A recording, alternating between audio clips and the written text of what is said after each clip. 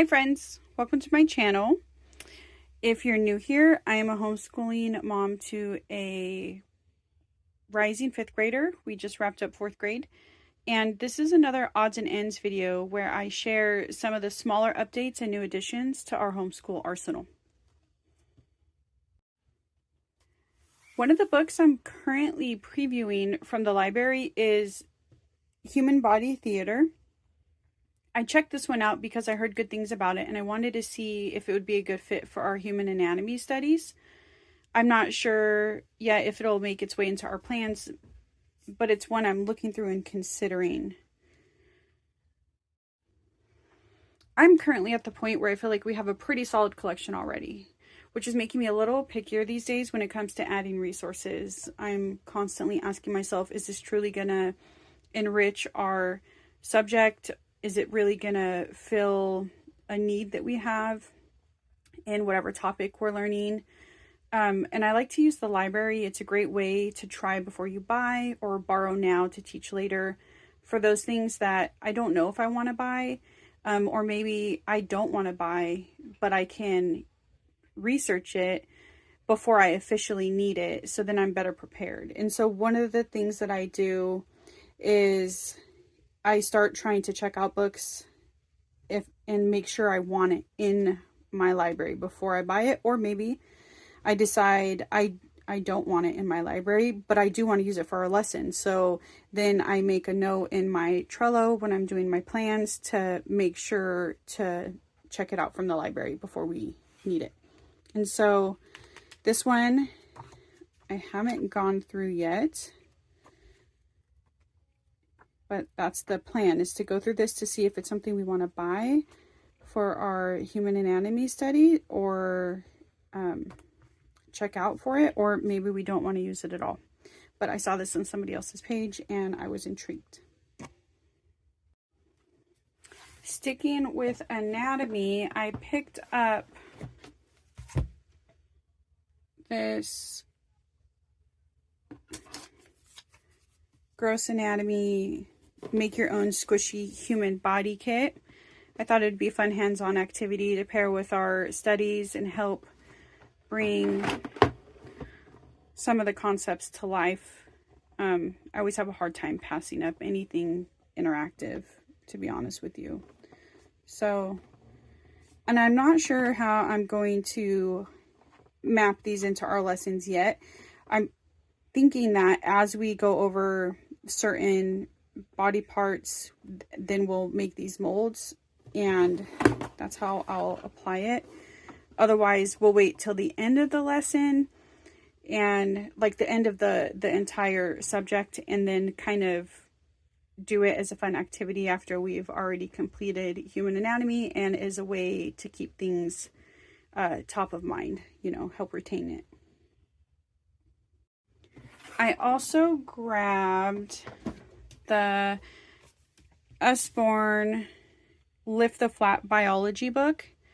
This is going to have stuff that fits nicely into our science standards, and there's also some sections that fit into our human anatomy subject block. This is so cute. I got this off Thrift Books, but it's brand new. Like, these flaps that are lifted, I lifted when I was like starting to look through it. Like, none of these had been broken. I was pretty big score. Yeah, so here's a section we would be able to do during human anatomy. Then you have ecosystems, which we have in our standards. So this is a really cute, fun book.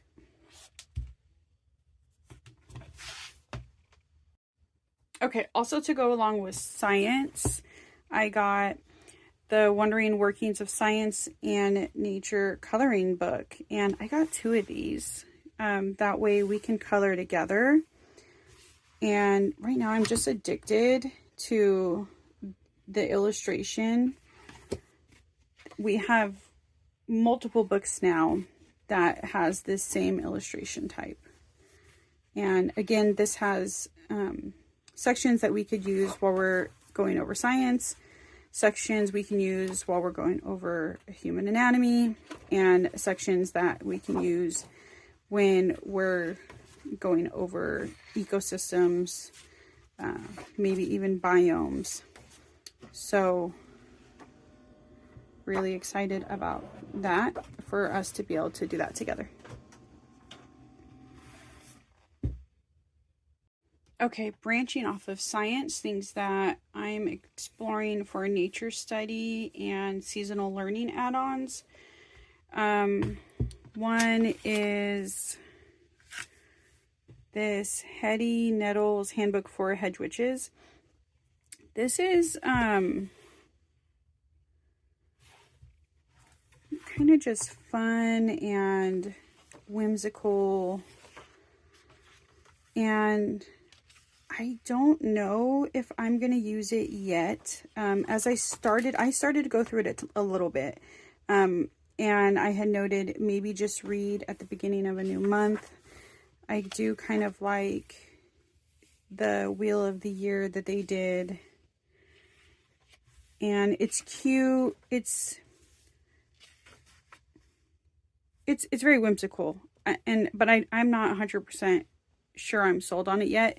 In fact, I wish I would have checked this out at the library before I bought it. I saw this on somebody's Instagram and I was way impulsive and was like, I have to have that. It's adorable. And then I got it and I'm like, I don't know if I had to have this, but I think I like it. We're going to look into it more. It definitely, the artwork is inspiring to me. I just really like how they did the year wheel. And so that can inspire us when it comes to doing, because I want to do that this year. But then I saw this on somebody else's page, and this I did check out the library, and I kind of wish I would have bought this one and checked that one out. But I haven't fully gone through this one yet either. But already going through it, it felt more up our alley for our learning style.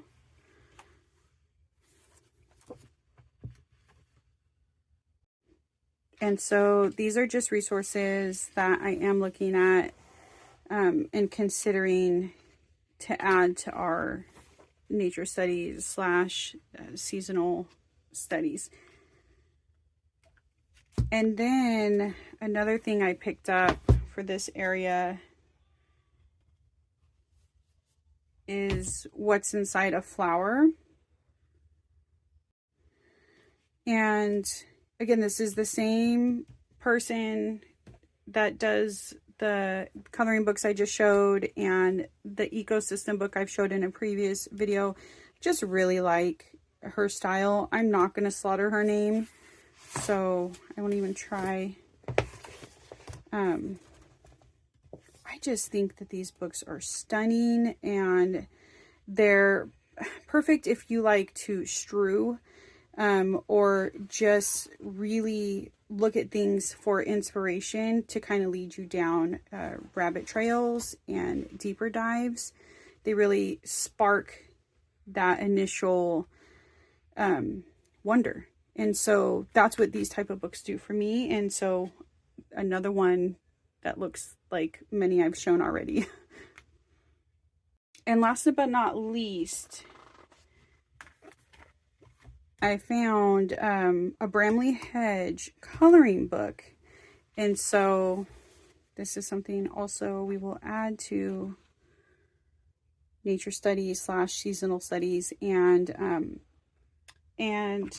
I already put it away. I didn't add it to my odds and ends pile, but there's a Christmas version too. So I got that for when we do our Christmas studies. And so really excited about that. We really love coloring and things of that nature while we are learning about things. Okay, for Spanish, I picked up this DK Spanish for Everyone Junior 5 words a day. And so this is something that we'll have on our review days. And this is a fun concept.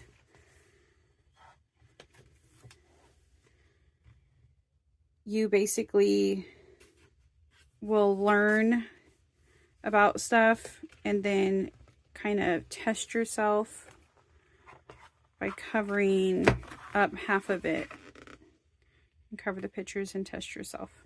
So that's a fun concept. So we have our Spanish curriculum picked out. I will share that with you guys in another video. If you've seen any of my videos, you know Spanish has been a struggle for me. It hasn't. What we have used, I really liked, but what I've wanted to add, I've had trouble finding in a format that would work for our learning styles, my teaching style, her learning style, all the above. But I think I finally found something. It's not 100% something that matches with our learning style, but I can definitely edit it to make it as such. And so I'll do a whole nother video on that. Okay, for typing, I got The Good and the Beautiful, Typing 2.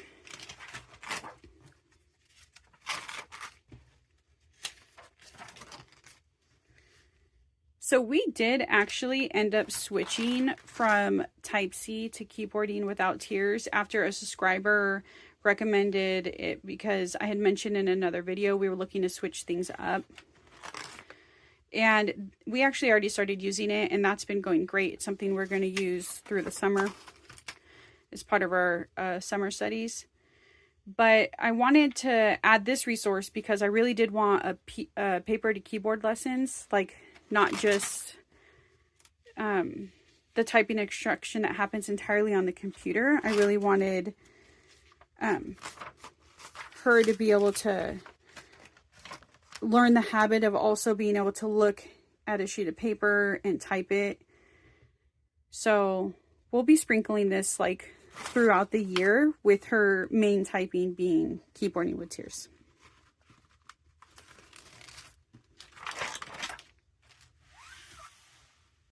Okay, for history, I found a couple different things. One, I found these interactive books. They're essentially choose your own adventure style books. So 3 story paths, 37 choices, 16 endings. Same with that one. This one just has 17 endings. This one has 23 endings. So I'm not sure if they'll all tie in. These two will be covering for sure. And I'm not sure about these two, but we'll see how our history plays out. I also picked up this Living Streams American History New World Wonders activity guide. So this is filled with activities that tie into what we're going to be learning in history next year. So I saw this, here's the contents. I saw this mentioned on a Real Page Turner's channel, and I thought it looked like a great enrichment source. It actually is part of other curriculum, but I already have all of our history curriculum for next year, and so I really just needed, or I don't know if we needed this, but I really wanted to just add the activities portion. And so I just thought this looked really fun, and there was a lot of activities we can pull from this as it's the time period that we will be covering. So yeah, excited about this pickup. Okay, for spooky season, I got a couple things.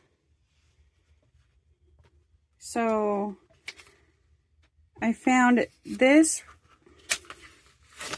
Haunted History, Ghostly Graveyards and Spooky Spots. And we're going to add this into our geography when we turn it into spooky geography. And this covers Philadelphia, Savannah, Washington, Chicago, San Francisco, and then there's some ghostly graveyards and spooky spots. And one of the areas in California that it has is the Winchester Mystery House. And I want to try to do that this year. So I thought that is going to be really fun when we are covering California. I'm going to try to make sure we're covering California during the spooky season. But yeah, so this is just a fun, really easy read. Not too scary, you know, but fun. And then I got this 13 Scary Ghosts for a read aloud. Again, really easy read. I'm going to pre-read this one though, just to make sure it's not too scary. I doubt it is. It looks like it's, you know, geared for kids. It's scholastic. So excited about those pickups. And then last but not least, for spooky season, I got Who is Edgar Allan Poe. And if you haven't picked up, I don't know if I've explicitly come out and said it, we're really big on holidays in this household, like really big on holidays. And so usually starting in September, I have the house decorated so we can have 2 full months of like Halloween. And every year before this coming year, we've always done like holiday type activities and things of that nature, or learned about the holidays and like how other areas of the world celebrate certain holidays. But this year, it just kind of started falling in place, the way I was planning and things I was coming across on YouTube and whatnot for resources, that we're going to be able to take our subjects. I had to step away and pull my daughter's lunch out of the oven, so I don't remember exactly where I left off. But I remember what I was talking about. So basically, this year, it worked out to where we don't have to like stop our subjects to do our holiday learning, especially spooky season. Everything just kind of aligned to where during poetry, we have, you know, a spooky poet to cover. You know, during art, I found like different aspects. Well, we're going to talk about art next, but yeah, but anyways, we're still going to be doing art, but we're just going to have a spooky theme overlaid on that. Same with nature study. You know, we'll still be doing nature study, but we'll be covering bats and the moon and spiders. And so there was a lot of subjects that I didn't even have to necessarily put a pause on. We're just going into a theme that is spooky within that subject. And so I'm really excited for this coming year because this is the first year we're kind of doing it this way. And I really hope it works out, because then that just gives me inspiration to add on to it next, or, you know, the following year after. But yeah, this is what we'll be covering for poetry for spooky time. Okay, speaking about art, another franking study I'm still in the works, I'm still planning out, is art. And so I've been struggling with art. We were using artistic pursuits. I love artistic pursuits, but they really go hand in hand when you're learning certain parts of history. So like volume 1 goes with the ancients, volume 2 goes with medieval, and so on and so forth. And so when you're covering those history subjects, that art curriculum is perfect. Absolutely love it. But we're doing US history next year, and so it just doesn't fit with what we're doing. And so I had it as like a placeholder for next year, but it just kept nagging me that it just wasn't cohesive enough for my themed brain. So what I landed on was franking planning art. And how I'm going to go about this is I picked up the 5th grade art everywhere, and this is a curriculum that we used in kindergarten and 1st grade and maybe even 2nd grade, and we like this. It goes over like the basics of art.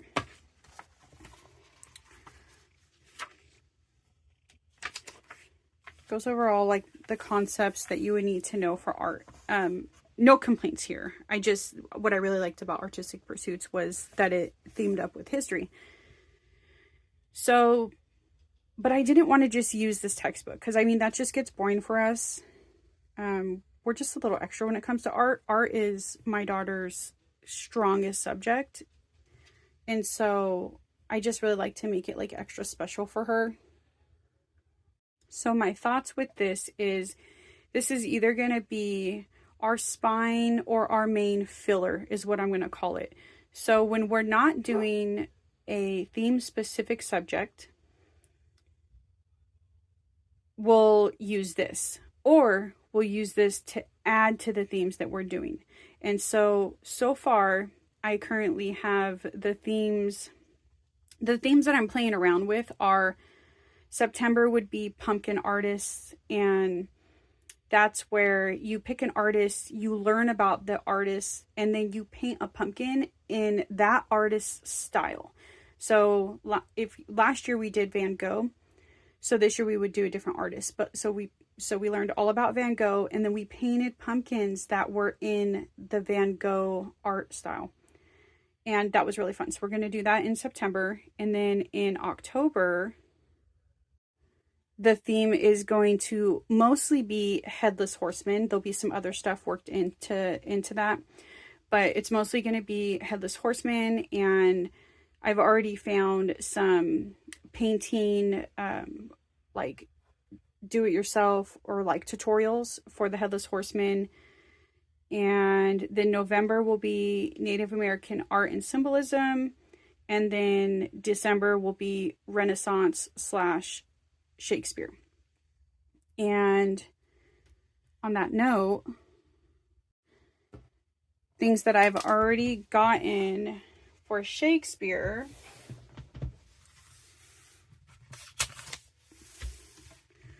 is Who is William Shakespeare?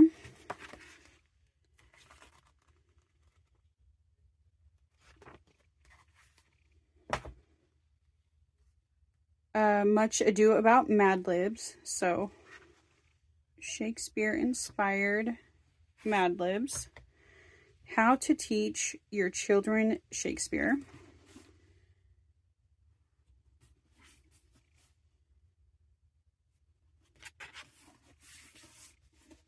Let me show you guys.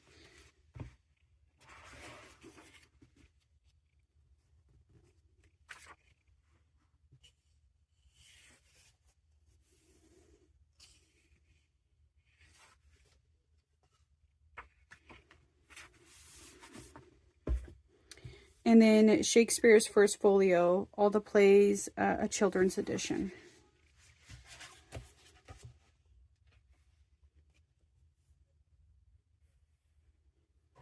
So this is really beautiful. So now that I have that idea, I just got to kind of plan everything out, piece everything together, and pull all my resources I need together. That's everything that I had for this odds and ends video. If you made it this far, thank you so much for watching. If you have not already, please subscribe if you want to see more content come out from me. And I hope you have a wonderful rest of your day. Bye.